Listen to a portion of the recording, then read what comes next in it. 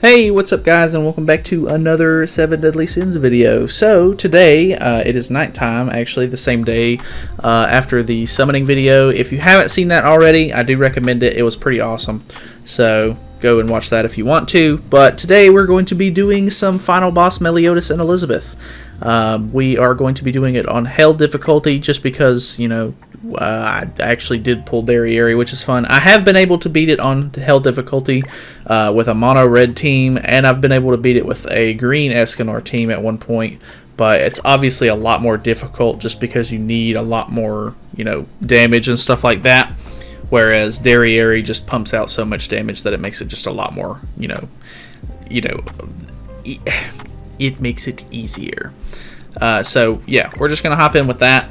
Just the regular team. I'm really not worried too much about the score and stuff like that, honestly, but you know, I'm more of just like a casual player. Obviously, if you want to go for score, definitely look into trying to make sure that you're maximizing as much as you can, like moving your cards and stuff like that. I kind of just play it as much as I can so that way I can get my rewards and stuff like that. But yeah, this is the team that I've been using. I've got Red Jericho in the back if you didn't see that already. And yeah, so the whole thing here is that you're going to want to watch out for a couple of different things in this fight. So on phase 1, Meliodas is going to be your big issue here, obviously. He is the damage dealer. This move kind of sucks because it puts on ignites, but it's honestly not too bad. Most of his moves really don't deal that much damage. You can see, like, that was nothing pretty much. His big thing is that if he puts up a counter, the counter is kind of annoying sometimes, especially if you if I forget, like, and I have a level 2 Gother card and I shoot it off, he'll counter it, and then it will absolutely destroy my team because on Hell difficulty it is nuts. So definitely watch out for the counter.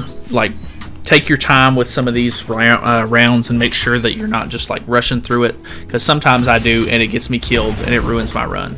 Other thing is that ult right there. His ult is going to give you 5 stacks of ignite, which is super annoying because if he keeps targeting your character, like sometimes he will, like more often than not, he ends up, you know, attacking Merlin over and over and over again. And I don't know if it's just because she's my lower leveled character or what the case is there, but he really hates Merlin, for me at least. So yeah, we're just gonna try to go ahead and get rid of him. I don't know if this will kill, but this is a level 3 buff with a level 3 attack. It's not a level 3 freeze, but okay, so we didn't quite kill, but either way we got the ult, which is nice, and we can upgrade, which is another good thing. I think we may end up just ulting, so that way we can start building the ult up again. That probably will be the better thing here.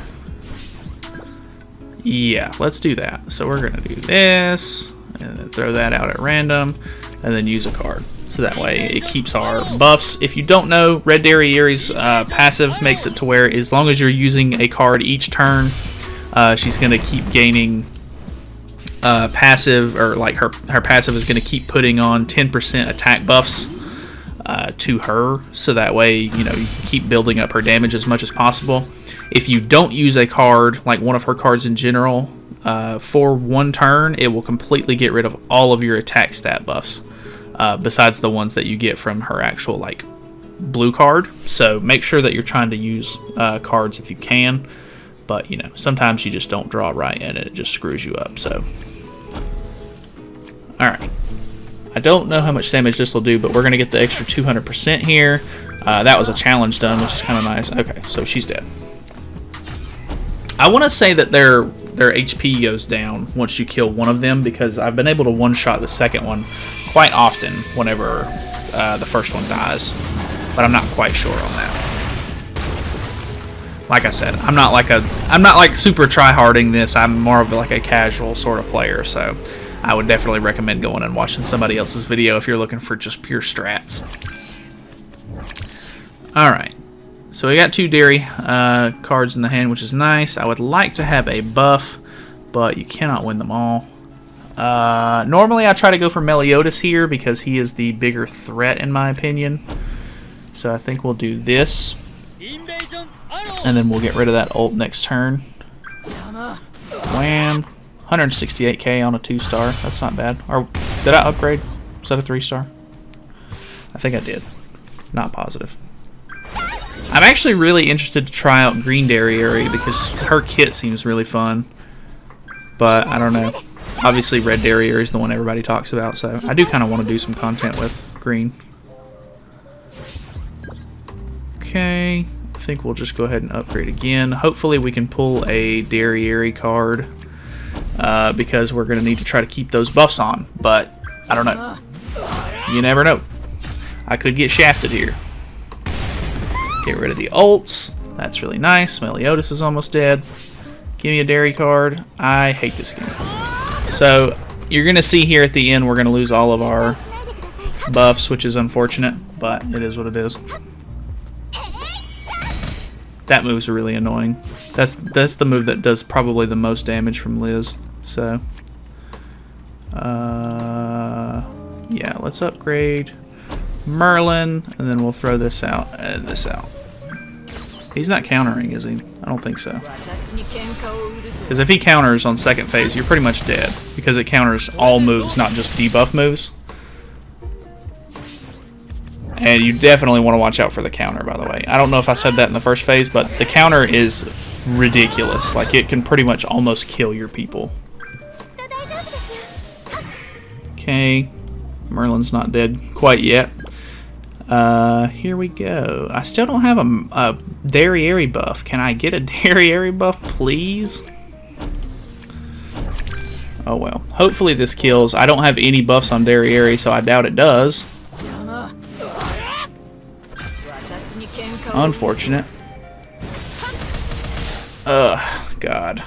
I think Merlin's dead. She's got too many ignites on. Of course. That's fine. We can still win, hopefully. Okay. And that's nice. We'll get the evasion. We can actually go ahead and...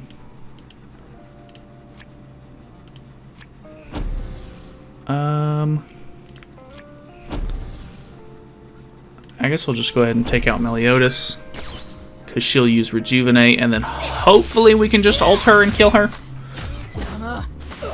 I don't know, though.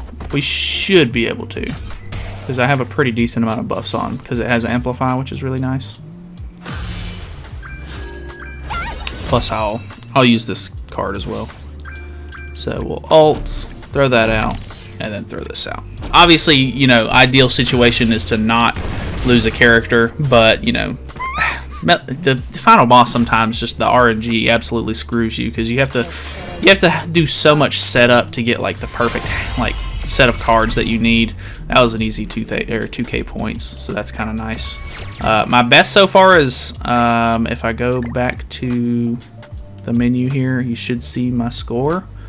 I'm really close to top 5%, but by the time the 2 weeks is up for this event, I'm sure I'm going to get pushed down even further if I don't end up beating that score. But 2,500 points, that's not too bad, honestly. Obviously, the top people are, you know, running crazy high stuff. They're getting almost 5K points, but those are people who are very good at like min-maxing and like actually doing, you know, the right stuff to get as much points per turn.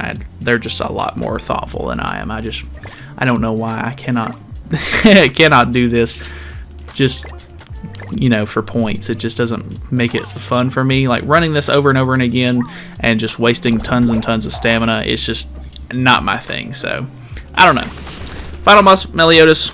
Obviously pretty cool. You get some costumes and stuff like that for it. Obviously there's a bunch of cool rewards other than that. You get some free mats and stuff like that. But yeah, I will enjoy running this a couple more times, you know, to get, or well, not a couple more, but obviously as many as it takes to get most of the stuff out of the shop that I need, if not all of it. So yeah, I hope you guys enjoyed. Hopefully you guys had decent luck and you end up gotten Dairy because she is very good for this. But if you didn't, honestly, just go down to Extreme. I know it's going to take a little bit more time because you're going to get a lot less points. But, I mean, it's just... I don't know if running Hail is really worth it. Because it's... I feel like all of the final bosses so far have been super tedious on Hell, which I guess that's rightfully so. It's the last difficulty. It's supposed to be the hard one, but I don't know. Do whatever you want to do. Do whatever makes you feel, comfortable, because obviously at the end of the day, it's going to be your stamina that you're burning through, and you're going to have to run it a whole lot. So even if you're trying to do Hell and you're wasting 50 stamina per run, if you're not winning, then you're just burning through stamina pots and stuff, and you don't want to do that. So run extreme if you have to. But either way, that's pretty much it. Thank you so much for watching, and I'll see you guys in the next video.